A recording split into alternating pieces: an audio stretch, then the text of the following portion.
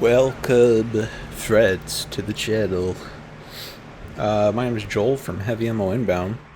It is currently 2:19 in the morning, and I have just remembered that I need to record this video. I need to record the audio for the video because I already have the gameplay that you're probably watching right now.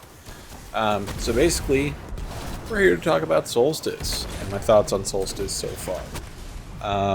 It just came out earlier today, about approximately 12 hours ago now. I had intended on completely finishing up the book and getting the seal before I made this video, but I fumbled the bag and I passed out for like 5 hours today, which was good because I don't normally sleep. And then, yeah, so now here I am. I'm almost done. I think I only have like 5 more triumphs to go to get the title. And then obviously I still have to do all the things to get the guild. But I think I've gotten all the most annoying ones out of the way already. All the annoying triumphs out of the way.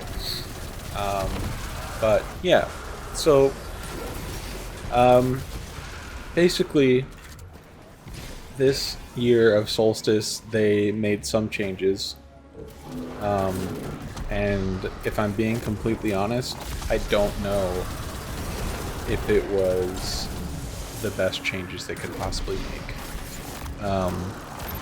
The reason for that is, you'll see it in the gameplay right now that I have up. The EAZ now, it used to be, so what would happen is you would go in, you would hunt down bosses, and then you would kill like a certain amount before a timer ran out, and then you would kill the final boss, and then based on how many mini bosses you killed would be how many chests you can open at the very end. And then it would sort of show you briefly where every chest was, and then the timer would start, and then you'd have to go and try to find them all. And it was super fun, actually. And then you would get like packages from that, but then you'd have to use keys to open them. So then they changed that, and then the year after that they made it so you could just see where all the chests are. And then this year they did away with all of that, and now it's just you go in. There's typically 3 locations where a mini boss will spawn. You kill 5, and then it tells you that Taken are interrupting your thing. And then you kill another 5, and then Taken interrupt your thing. And then you kill all the way until I think you max out at 20. And then after that, timer runs out, you kill the boss, and that's it. So yeah, they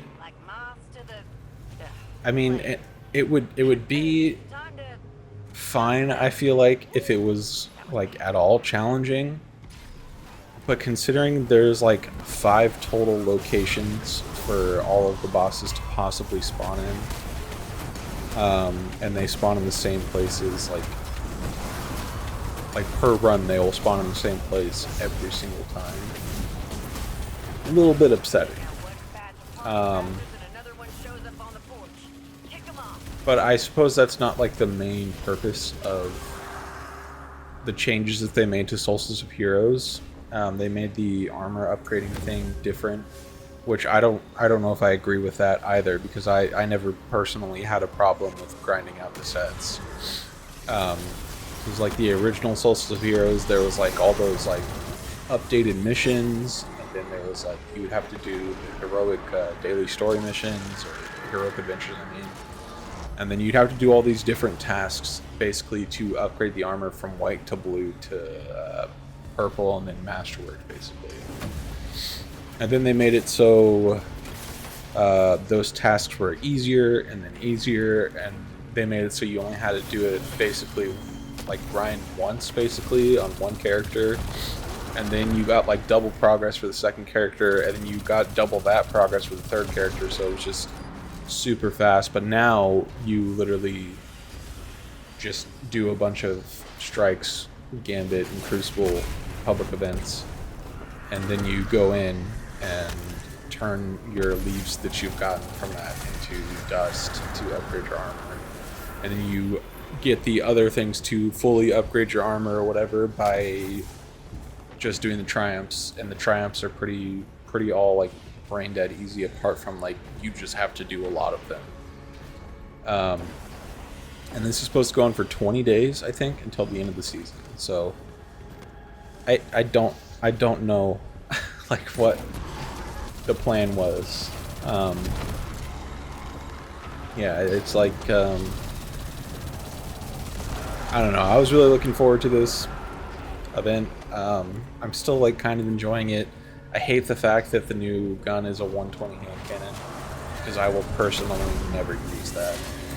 And currently, right now, there is a bug where if you're using one of the new Solstice weapons, the shock, well, not new, well, the Compass Rose isn't new, but the intrinsic perk that the Compass Rose and then the hand cannon have on it, make it so if you if you do damage with that gun and then swap to like your Gallahorn and then someone else kills the guy that you did damage to like right after, it overflows your magazine in the Gallahorn. And I thought that that's what the case was at first, but I realized that it's way easier to set up than that. Because I had the Compass Rose on and I was using a Fatebringer, and I noticed that I would like shoot an enemy and then someone else would steal the kill, and then my Fatebringer would all of a sudden have 16 rounds in it, and I didn't even touch it with my shotgun. So it's not like you have to do the hot swap shit. You literally just have to have it equipped, and then it'll overflow the gun that you have in your hand currently. Kind of a problem, but kind of funny at the same time. Anyways, those are my thoughts on Solstice. Hopefully they do better next year. I still think that nothing will ever compare to the first year of Solstice, but that's just me personally. Anyways, see you guys in the next one.